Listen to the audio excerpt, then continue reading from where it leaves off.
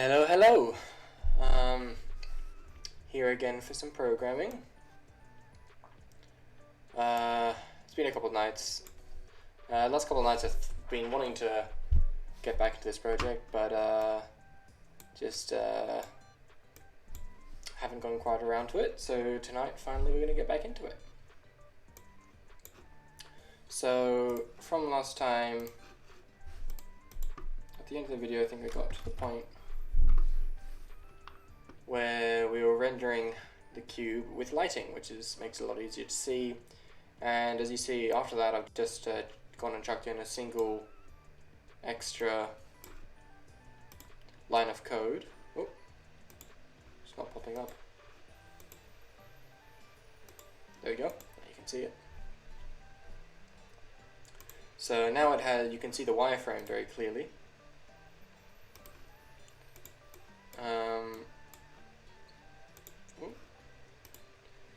And all that is just I'm drawing. I've got a second little bit of line here, some code. Here I'm filling the triangles with the colors depending on the shading, and that was what gives it that 3D feel. And this is kind of like a debugging kind of thing. And I'm just drawing the edges of the triangles in red, and that looks like this.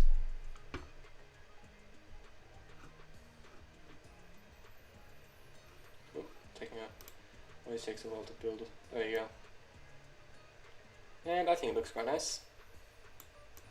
The lighting definitely could use some work though. But it does our job for the time being. So I think now the next step is just to get third-party models working with this renderer. Because at the moment we've just defined the cube and all of its vertices manually, which is quite time consuming, and definitely don't want to be having to do this every single time we want a new model in the game or in the render or whatever. So there is already a file format which is very close to what we want here, called the .obj j, or the object file.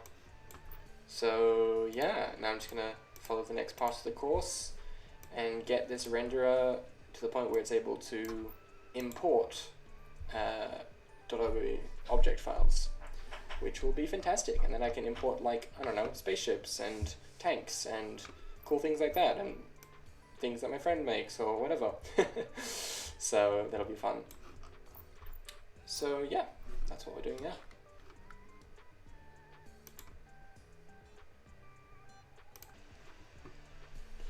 Okay, so I've found some, gone ahead and found some 3D models off the internet. I got a variety of strange shapes, and I'm gonna hope at least one of them works. It looks like all of them are in a slightly different format than the video series I'm following. He made his own object file, and so it's nicely set so every single face in the object file is defined as a triangle. Because our renderer can only read and display triangles, work with triangles. But in pretty much every file I've downloaded so far, they are defined as quadrilaterals. So I'm gonna try to do it anyway, but what I might have to do is write an additional function which takes in a quadrilateral and converts it into two triangles, which make up that quadrilateral. So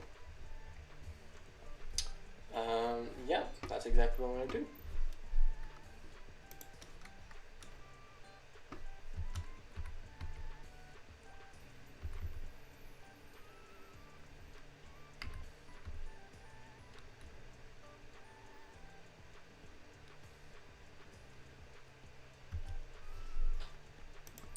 So first, apparently I need some, skip over to 52, and enter mode. Get onto that. Line 50. I need to include some more packages, namely fstring and string stream.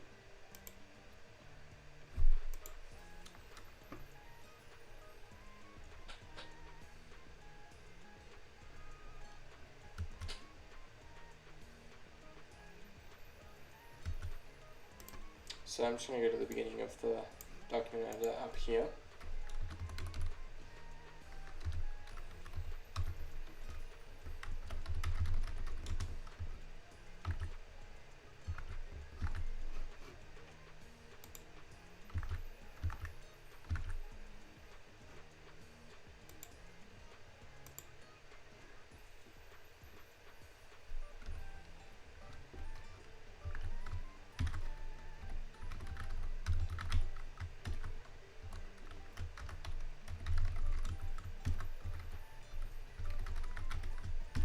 Don't really know what these do, to be honest, but I'm sure I'll find out soon.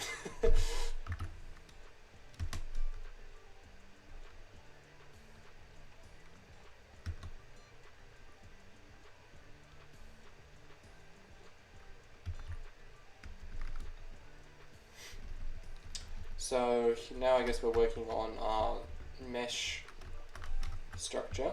Struct. Go to the end, new line. Oops, no, not I. What was the one for new line? Shift T? Nope. What was it again? T. Nope. Okay, time for the Vim cheat sheet. TX.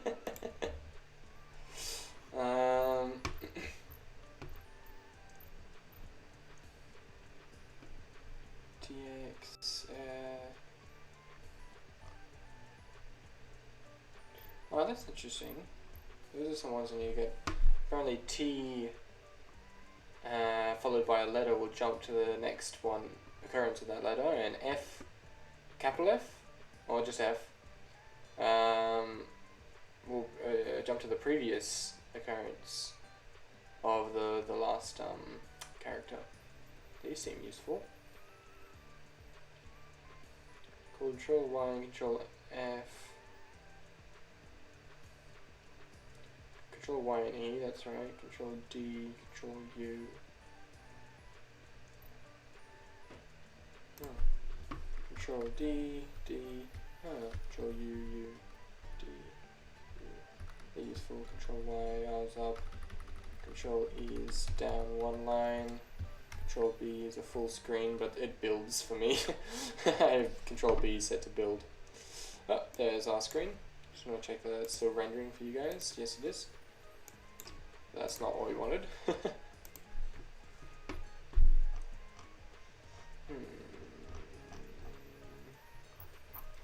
Insert. Okay, insert mode. Beginning of the line. End of the line. Append 0.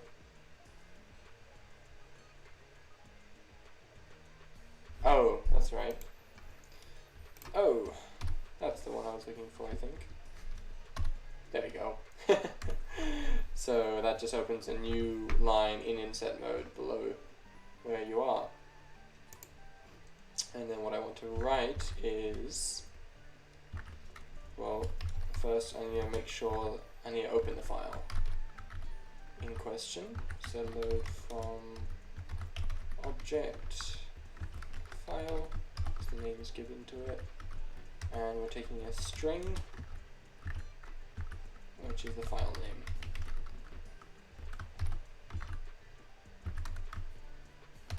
I still have a little bit of a habit, impulse to put a colon at the end of functions from Python.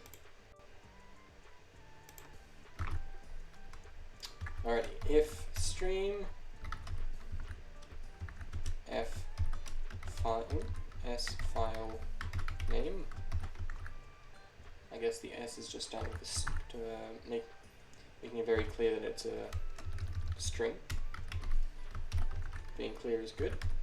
Alrighty, if not f dot is underscore open.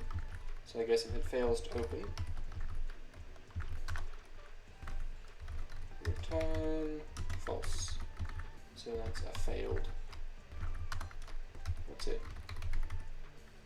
Attempt. And otherwise return true.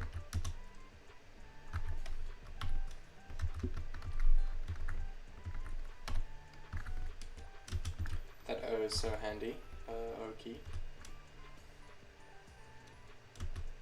Okay, and now, so the object files format is kind of like just a. I'll open one up just to, for example, open with Visual Studio. That's one. Alrighty, there we go. Can you guys see that? So this is the insides of an object file. It has a little bit of useless text at the top, telling us, well, it's basically just a comment indicated by the hashtag, indicating that centimeters. Okay, that's good to know. It doesn't really matter in our world, I guess, because outside of existence, there's no scale really set just yet.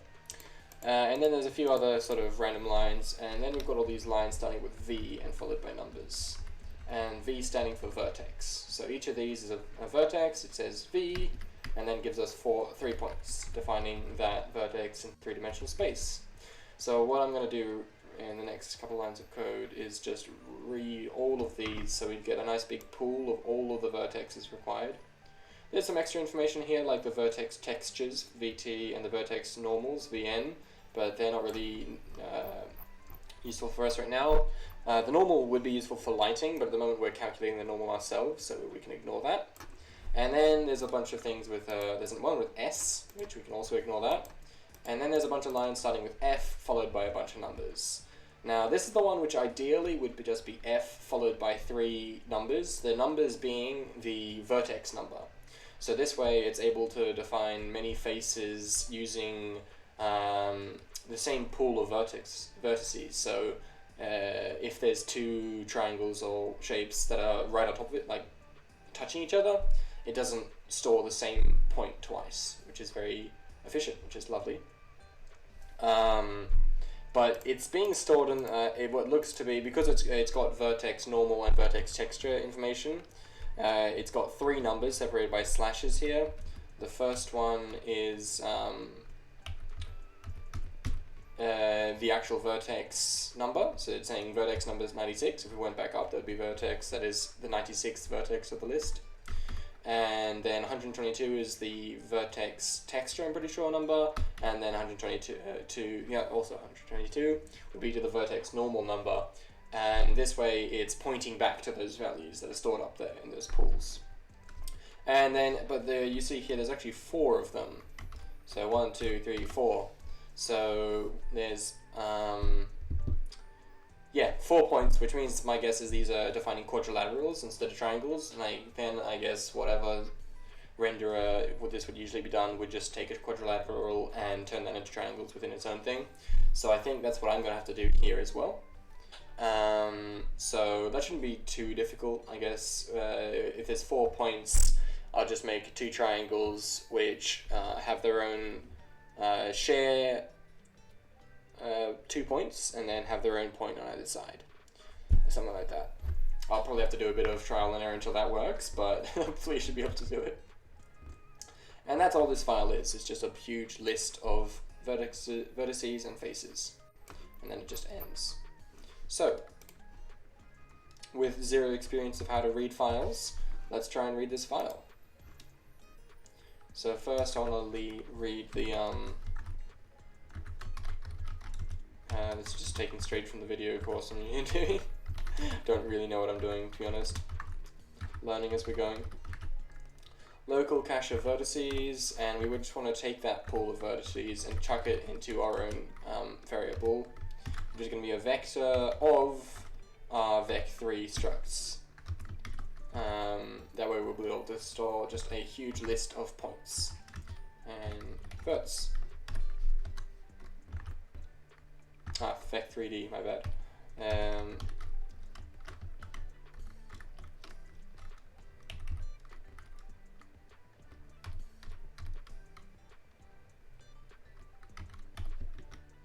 Sweet. Slowly easing back into the Vim controls. And now let's have to actually read those.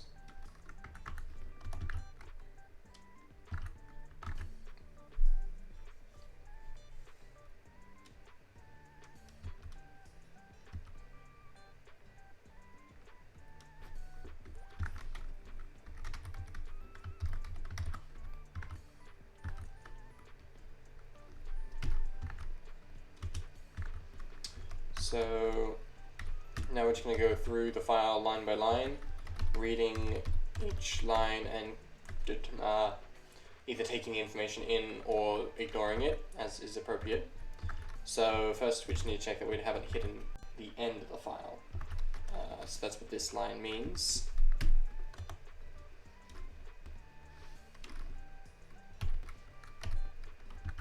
So yeah, while f.eof, I guess eof being end of file. So if not the end of file, then we'll have a while loop and stuff happens.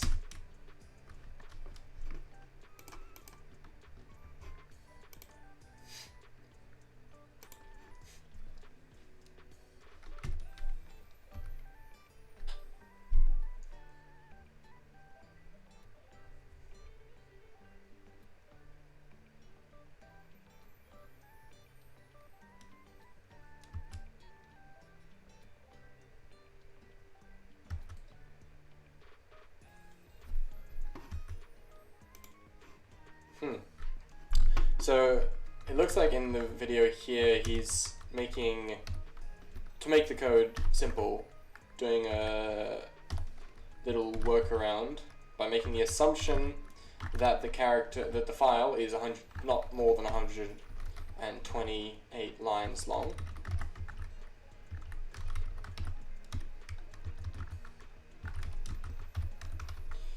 Like this, and just reading that entire file at once, so getting all of the lines at once. But I'm almost certain that the files I have, none of them are less than 128, because I've just gotten files from the internet, and they are much higher poly than the ones he has. So, Visual Studio Code, there we go. Open that file again just for reference. Yeah, look at that. 20,077. So what I might do actually is just do some cleanup and get rid of file lines that I don't need. So for example, I only need the faces and the vertices. So all of this normal data can get blown off to oblivion for all that I am worried about. So where does those? There you go. So starting from about here and just going up, VN, BT, BT, BT, BT, BT, BT, BT, and all the way up. There we go, vertices.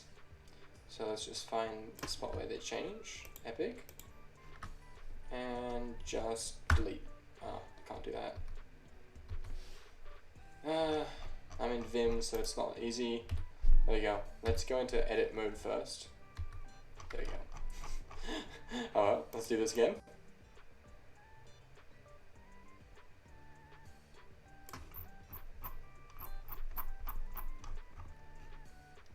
Go from here all the way up to vertices, VT, up to here.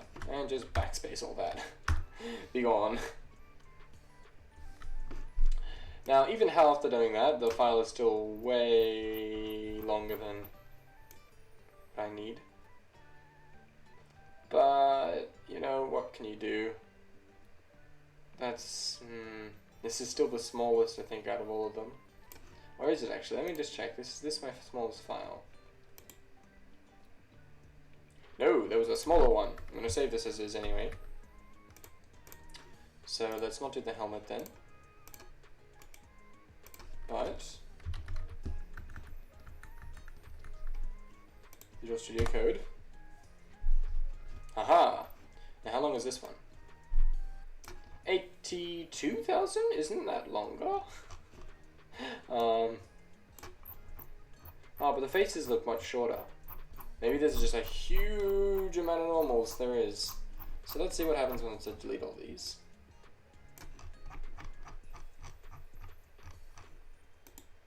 There we go. So from here all the way up to faces again. BG, B.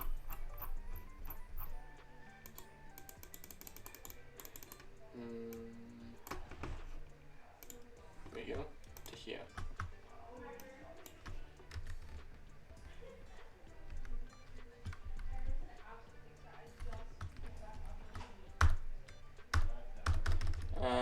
still having... this is irritating as all hell. Can I do this? I can do that. Okay, sweet.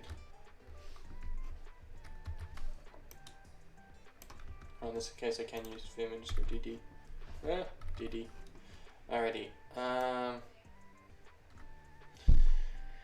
Why is this file way larger but way smaller in size? Let me open this one and...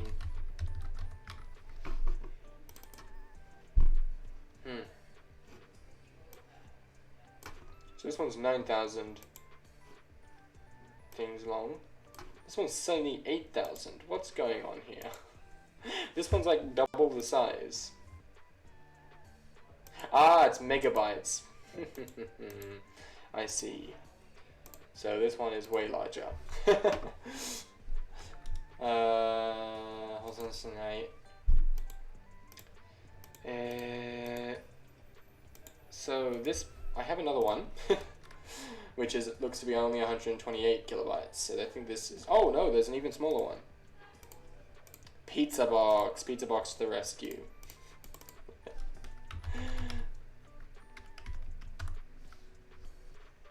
How many lines is that? Only 1,000. Fantastic. This is what we want. Okay, we're rendering our pizza box, people. So let's still do the same thing and get rid of all these lines, which is gonna make it very long.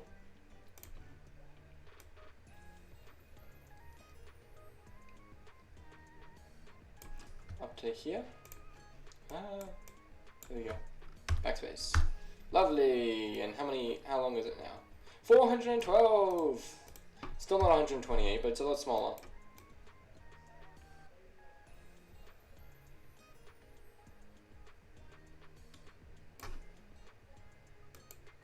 Cardboard exterior. Let's see. Okay.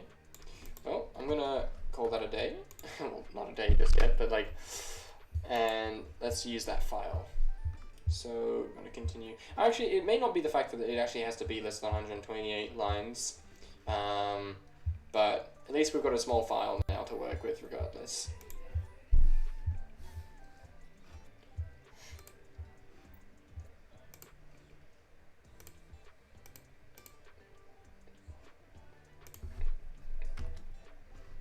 Okay, so apparently now we are going to throw our lines into a string stream, whatever that is.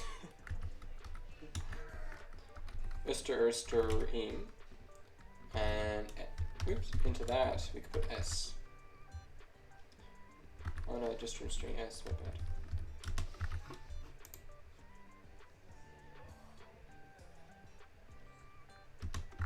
So we've defined s, and now we're chucking, we're chucking in lines. So I guess that just means take every single line from that and chuck it in there. So yeah, we've got line, which is 128 characters. Oh, those are characters. So it's assuming that each line is less than 128 characters. Ah, okay. I read that completely wrong. So probably didn't need to do what I did before, but hey, it's a small file now. What else could you want? It went down to 15 kilobytes. Oh no, it's less. Oh no, yes, no, it's 15 kilobytes. Okay, line 128. Alrighty.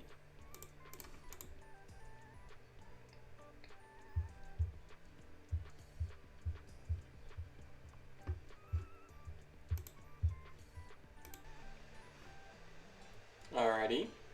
So it looks like now we can get to actually pulling in some of those vertex values. So because there was always in the object file, each line starts with a character, which tells us what that line is doing for us, or what it's containing. So it's pretty easy then, I think, to read that and tell what we have to do with that information, or tell our program what to do. So first we need to define a variable to hold that that character, starting it off. So we're just gonna, he's just called it junk. So we're gonna be collecting the junk, and then checking if that equals V. And if it does, we know that it's a vertex, or vertex. And so, that's not 3D, that's RD. We can set a vector 3D for our vertex, and then take the value from S, using the standard output library, chuck the first character into junk, then and chuck the rest into v.x, and then everything after that, I guess separated by spaces, we've got v, then we've got vertex 1 in an x vertex, x coordinate, y coordinate, z coordinate. So I'm going to chuck that into v.x, v.y, v.z. Yay! And then we should be able to just push that value of v, of the v values, into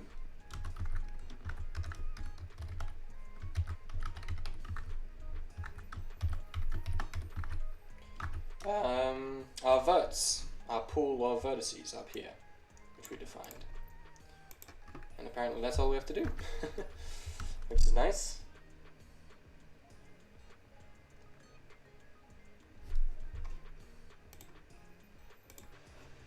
Okay, so in the video, he's able to just basically write the exact same kind of thing for this, like as this line, for f, oops, like this, if line 0 equals f, and then push those, oops, line 0, it's not like that. But in our case, we've got quadrilaterals and not triangles, so I'm going to have to do a little bit more work to get into the form that we would like. So, from here I'm kind of on my own, so how am I going to do this? I can still use a lot of what he is doing. So, I define a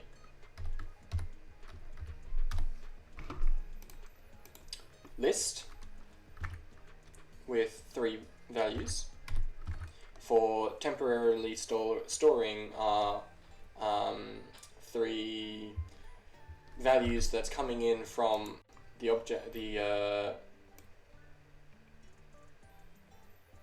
object file, like this. That reminds me, in our case it's actually not 3, we're going to be dealing with 4 of them. So that's the first thing we should change. And now I'm going to have to take these 4 values, and these are indexes towards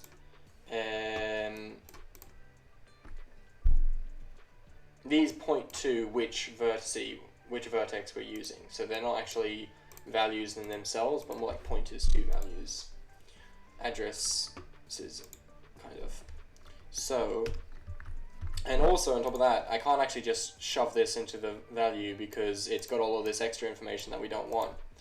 How can I remove that extra information? I wonder if the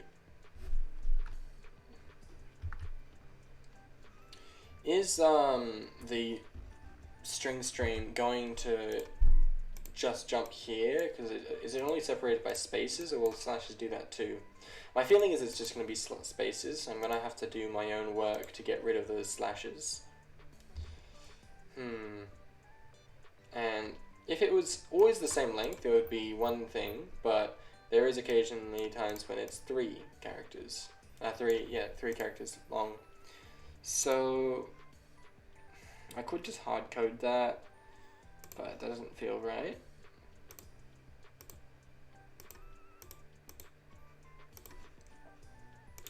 I wonder, I'm just going to write down what he's done first.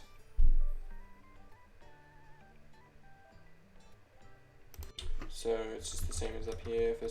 First character into junk, and then into F0, F1, F2, and in my case, F3.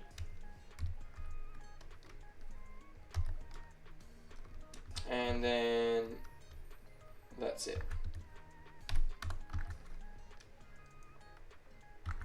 And then push this to the tries, which is up here, the overall mesh, what's it? Mesh variable.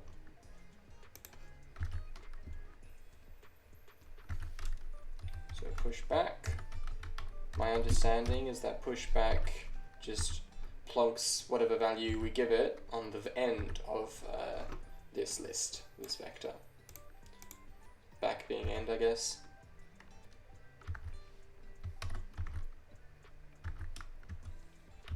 I've actually got a list inside of here. And then there's some funny business with these indexes.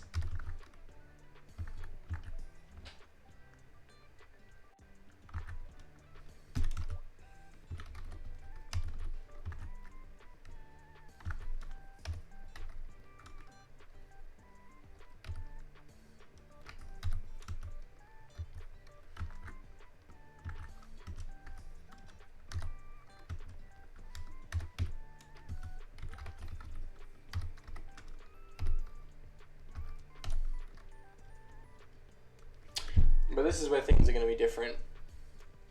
So ignoring the issue that this is not actually our index reference number just yet because it's got all those slashes, we're going to have to separate this into two triangles.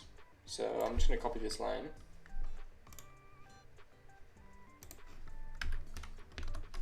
And chuck it down here. It's going to be two triangles, and they're going to share 2 points, 2 vertices, and have their own third vertice. Now, I'm just going to make an assumption, and I may have to debug this later, that each of these vertices are in clockwise orientation order, just around a square. Let's well, a quadrilateral, but if we're thinking of a square, like top left corner, top right corner, bottom right corner, bottom left corner, back to top left corner. So that way what I'll have to be doing is just split that in half. Easy way to do that is I'm just going to go, one triangle will be top left, top right, bottom right, and then back to the top left. And then the other one will be top left, bottom right, bottom left, and then back up to the top left. So that's actually pretty similar to what I've done down here when I manually defined the cube. It's pretty much the same way of separating sides. So each of these square sides are divided into two clockwise defined triangles. So how do I do that? Well, assuming that F0, F1 is top left, F1 is top right, and F2 is bottom right, then I'm going to separate it like the first will be, that's top left, that's top right, and this one won't be F2, it'll be F3. I just realized this is 23 when it shouldn't be. So essentially it's going right, down, and then back to the start. And then this one is going to start at this, oh wait, no, sorry, not F3, F0. Wait, am I getting this right? 1, 2, 3, 4.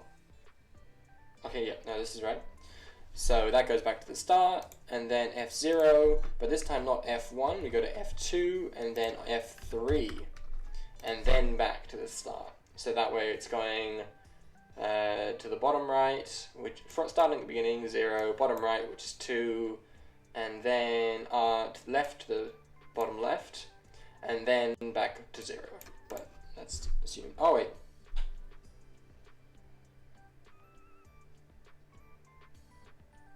Something's not right here, what am I doing?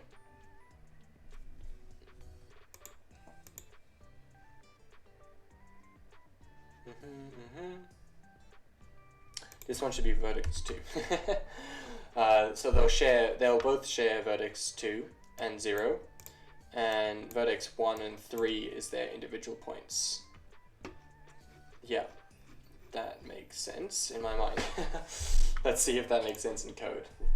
Also, for these random -1s here, apparently the object file format defines lists with the first index being 1, but in programs, in C++ programming, the first index is 0. So we're just having to take away 1 from each value just so it matches our list of vertices we've gathered here. Oh, I forgot a semicolon. Semicolons are life in C++. And I'm going to just make a little bit more space here to make it pretty.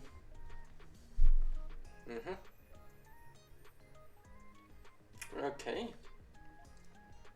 That's all looking right. That should do the trick for us, assuming I'm reading this object file correctly, and also assuming that this is correct, the input is correct, but the account input is currently not correct. Oof, sorry. So how do I fix that? I'm going to do some quick Google searching, and I'll be right back. Google is learning programmer's best friend. That and Stack Overflow, Stack Overflow. So I did some research and found like the arrays function from strings. The string data type may be useful, the string class. So I honestly don't really know exactly what I'm doing, but I think with a bunch of if statements I might be able to get the face data into something I can use. So I've just gone ahead and made a new variable called, which is a string, called fraw, which is that's what the raw values from the file is gonna get chucked into. And then I'm gonna do something to it and chuck it as an integer into f as the actual face indices. So this is the kind of I don't know, form I think I built to do this. So in checking if a certain character from the string is equal to a slash, and if so, deleting everything past that point. Erasing everything past that point. In this case, this would be a 1 actually. Sure. So one way I could do this is just do a bunch of if statements for all of the scenarios I have, but there's definitely a more intelligent way to do it than that. But you know what? It's late and I haven't really got a whole lot of intelligence left in me, so I'm just going to do that. So I know that everything is going to be either 1, 2, or 3 characters long. So I'm going to check it. So if the first character is equal to a slash, well then it'll delete everything except the first character. If the second character is also equal to a slash, well, is equal to a slash, it'll be an else if, I guess. Else if. Then f underscore raw dot erase everything except for the first two characters. It's annoying that the indices are different between these two.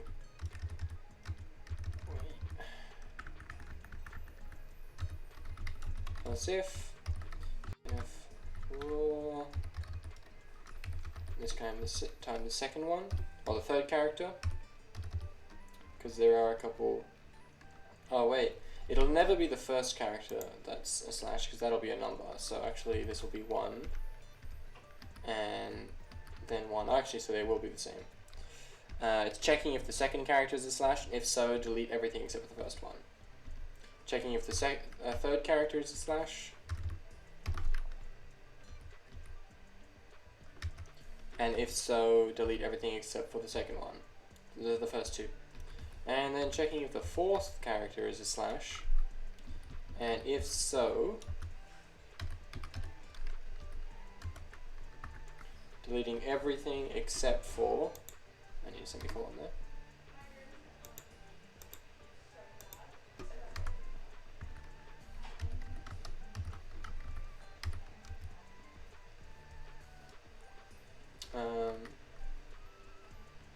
Zero,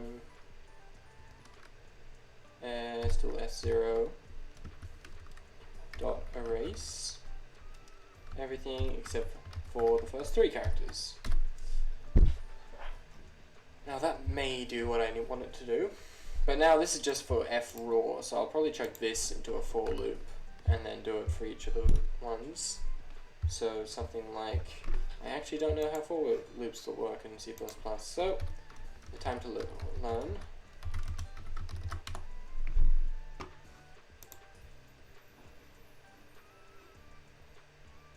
For statement 1, statement 2, statement 3. I actually think I have used it somewhere in my code already. Let's check real quick. Control F. 4. There it is. That's not really the one I'm looking for. That's the only time I've used it. Okay, fair enough.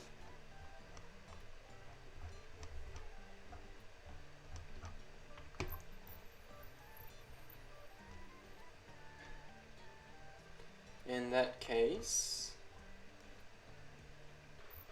where did I go? Here it is. I'm just going to have to figure out how it works. 4. Now, what do I want in my for? Statement 1, statement 2, statement 3. And I'm pretty sure that is often like that. Okay, so first I define a variable to check. So let's say int indices, so n equals 0.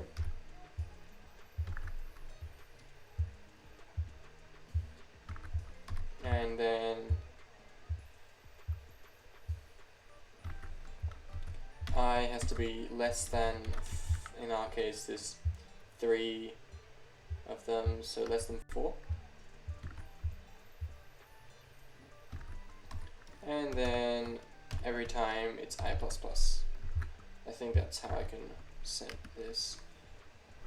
So yeah, oh, not I++, sorry, I've been using n.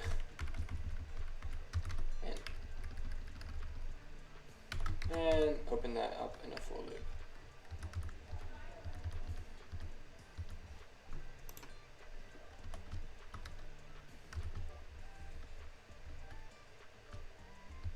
There we go.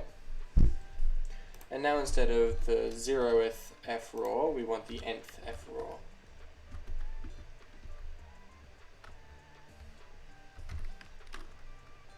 Just I've been completely ignoring my Vim commands. There we go.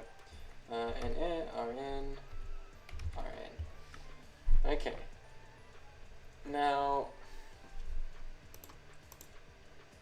is that going? Not equals.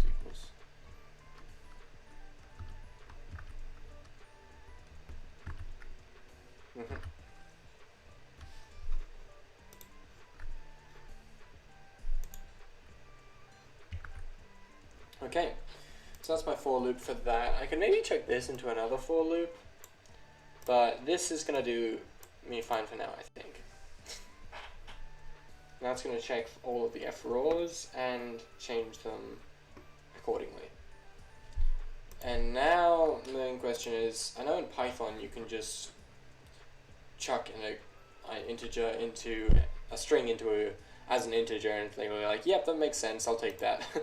But I'm pretty sure C++ will not be like that.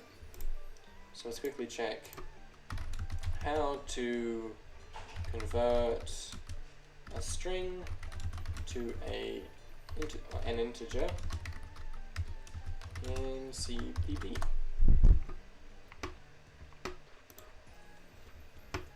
And very helpful Google is going to tell me something useful, hopefully.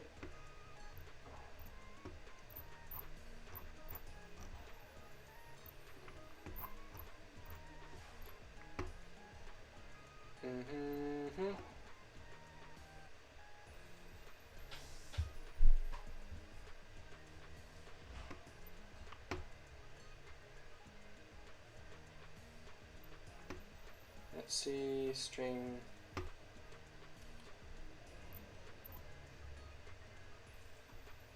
using the stoi function, stoi. Into a numeral int is to use the stoi function. Okay, what is the arguments of stoi? Just chuck in a string. Perfect! Let's do that then. So now we can, outside of that for loop, I mean we could chuck it inside the for loop actually. And just say something like, oh, these need to go up, everything. Like that. I mean, it doesn't have to, but it just looks nice.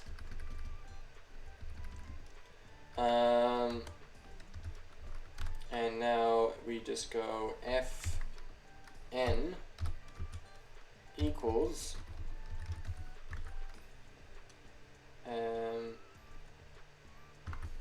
stoi, oops, f underscore raw n.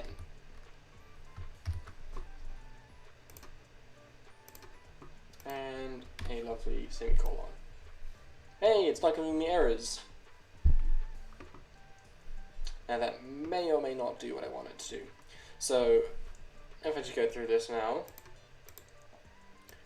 we take in the lines and check if the line starts with an F. If it does, we declare two variables, a list of strings called fraw, and a list of integers called f.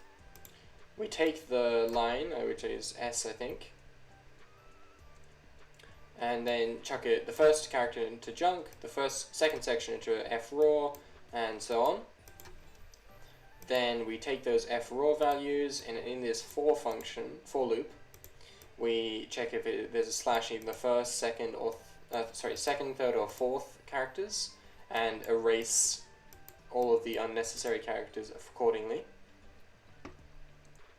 And then once we've cleaned up those values, we chuck the converted string into an integer of the fraw of the nth indice into the nth indice of the integer, the list of integers.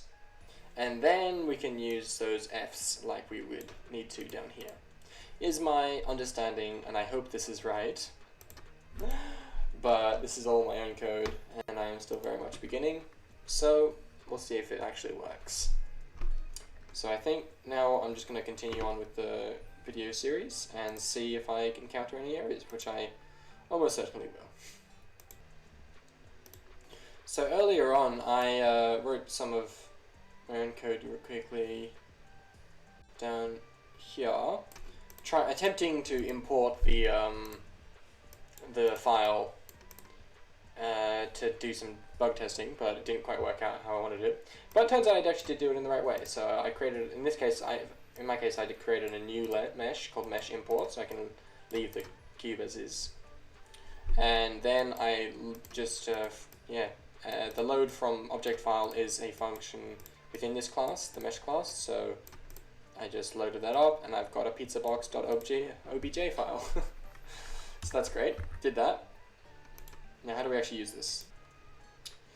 So I might actually, now all I'd have to do is go down and change all the places. Actually, yeah, that probably wouldn't be too difficult. So if I go down a bit and find the part where I actually, there we go, take in the cube, the object as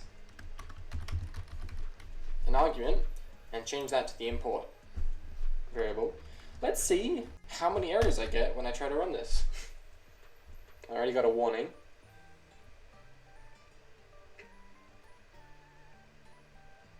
And I got a blank screen. It's like absolutely nothing is working. So let's figure out what I've done wrong. There's no errors though. I did get this warning. In file included stream str stream. This file includes at least one deprecated or anti-quoted header which may be removed without any further notice at a further date. Please use a non-deprecated interface with the equivalent functionality instead.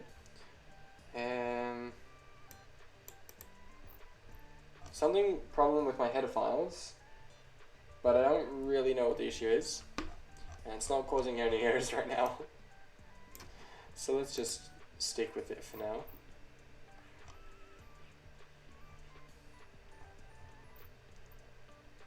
So, what have we actually got here? Can I print any of this to... I'm going to try printing, so std. Oh, I'm actually using std, so say C out. And we want to chuck in f raw 0. Chuck an end line on that. Let's see what I'm actually getting for the... Hey, let's see if I've actually properly formatted them. But I don't really know where my output is. It doesn't seem to be going anywhere.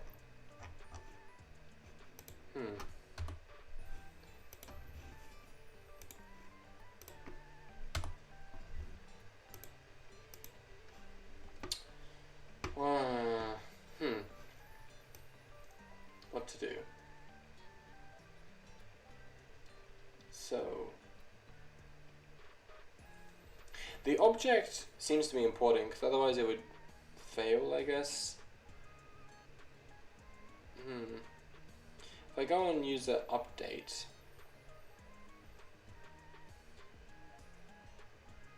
let me just check I don't need any extra places with this cube still. Do a quick search for mesh cube. Over here. There we go.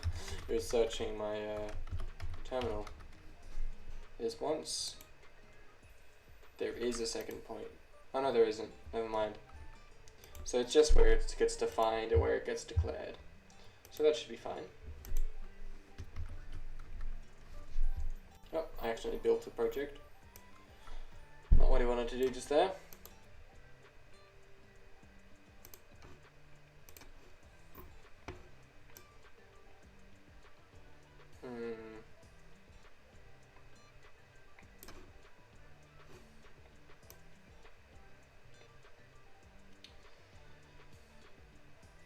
As a test, I feel like it may just be a problem because at the moment I'm not getting any output from my terminal. But that may just be because... oh, here's output actually. Okay, let's try running it again with this. Focusing on here.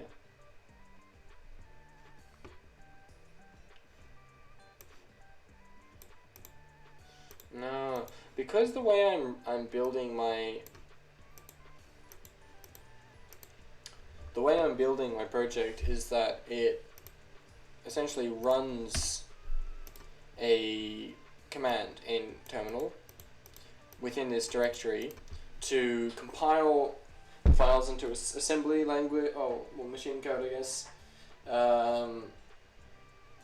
with the header files included, and then collate them all into a binary file, and then it runs that file. But because of that, it's doing it essentially outside of Visual Studio's scope. So I don't think any of the terminal outputs is actually getting to the terminal. I'm not quite sure. To try it out, I'm going to chuck a hello world somewhere randomly on user create. Just to make it more obvious, on user update. So every single frame, hopefully,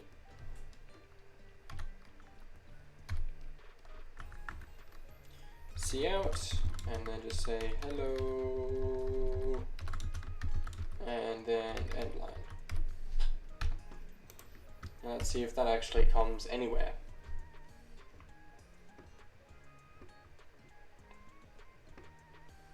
Oh, it is arriving. Okay, no, never mind.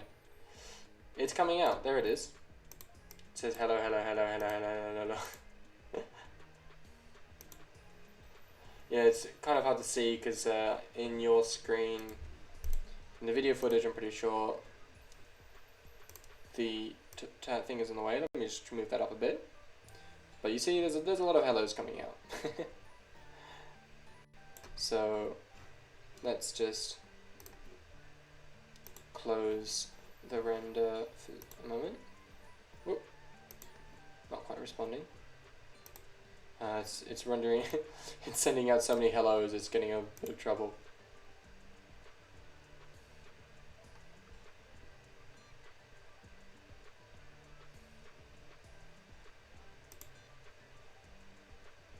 OBS is giving me some kind of error.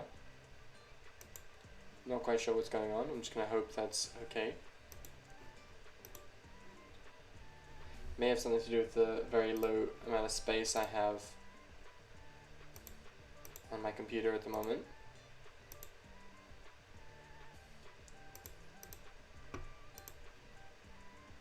Is there anything I can do to increase space? No, not really. Oh well. Just gonna try and make it pretty quick then. I might finish the video pretty soon. The only thing I can do, so I confirm that cout is working fine. In which case, it's not a problem with cout. Where is that? That's on user create. I need to get rid of that. Hello, there it is. Bye bye. Oops. There we go. Gone. DD and gone. Let's just exit this terminal. Now, why is my cout not functioning over here?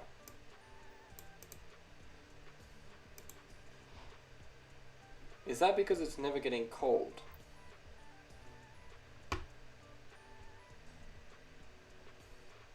What I might try doing is wherever it gets tested for loading, return first. So if it is not open, return false, and before that I would like to cout, so print to the screen, file could not load, or something along that line. And then end line. Control B. Let's try and build this. So, file could not load. So the file is not loading. That's our problem. Fantastic. Thank you for terminal output. There it is. This is why you, in his video series, Javid, he's skipping a lot of the error handling code, mainly just to make things brief and easy to understand, which actually is very nice. But it means, I guess, in situations like this where I'm going off the track of the main video a little bit, it's not quite working because it's telling me, because it doesn't give me the right error messages. I just have to add that myself. But I think what the problem may be is that it's trying to open this file, which I currently have right next to the .cpp file within my source in here. If I open source, right here, there's pizzabox.obj. But what might be necessary is if I move this into, it's essentially getting compiled first and then being run. So I might have to chuck it into my binaries folder. Debug is where it's getting put. So if I throw this into there, debug. はい、移動します. And now that's in there. Now let's try running that again and see if it's able to load that file.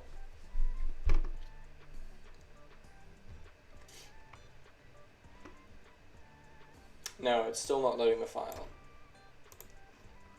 Have I written the name wrong? It's pizza uppercase box.obj.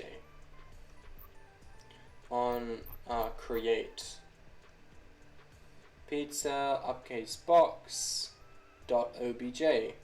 I don't think that's the problem. So what is the problem? That is the question. Is it actually in release maybe? No, release is empty. I'm interested to see his file structure. Where is he storing his .obj? So, resource files, header files, reference, console game, source files. It's definitely not next to his source file. It would be in resources.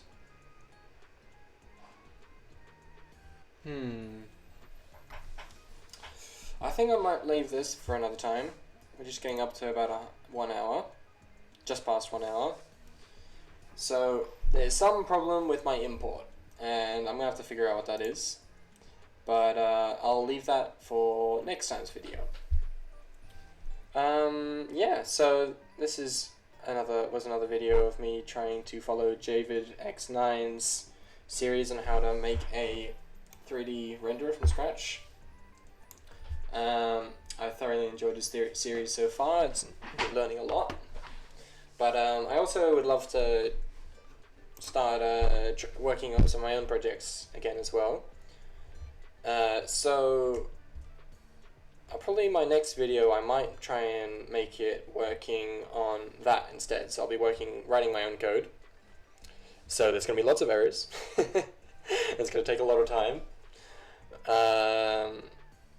But I'll either be using C++ and either the SDL library or the library of JvidX9. There's some OLC Pixel game engine library. Or I'll be using the Pygame library in Python, because I have a bit of experience with that as well. I'll just see which one is easiest for me. But I'll probably be working on one of a couple things. There's two kind of game ideas I'm toying with a friend of mine. One of them is a RTS sort of top-down game similar to StarCraft, but with hexagons instead of squares for the building grid. So I'll be wanting to start working on that hexagon grid. That'll be the first step. See if I can get a grid. Just basically appears on the screen, looks like a grid. If I hover over a hexagon, it'll highlight that hexagon. If I click on that hexagon, I don't know, it'll change color. But basically just the system that I can put the buildings on top of. So I'll be trying to work on that. The other one is a side-scroller sort of sandbox RPG game, like Terraria. And we have some game ideas for that. So for that one, I'll be starting with trying to make a square, just kind of block system, same kind of thing. A square grid, which I can highlight, place blocks, and delete blocks, that kind of thing, just so I can get that grid system done. And then a few things I'll want to figure out from there is one is terrain generation, so some kind of, I don't know, nice noise, creating some basic mountains, etc. It's for the player to walk on. But before I can do that, of course I can just make one screen at first, but having a lot of blocks constantly rendered to screen takes a lot of power of the computer. So I'll have to immediately look at some optimization schemes. One being not rendering any blocks that are not in view, quote unquote, or not in the first layer from the player.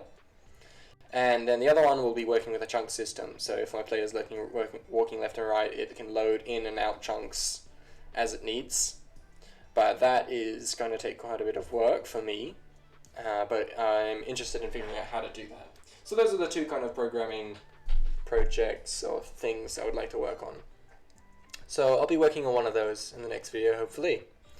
Alrighty, well thank you so much for watching and checking out this channel if you've, for whatever reason you are.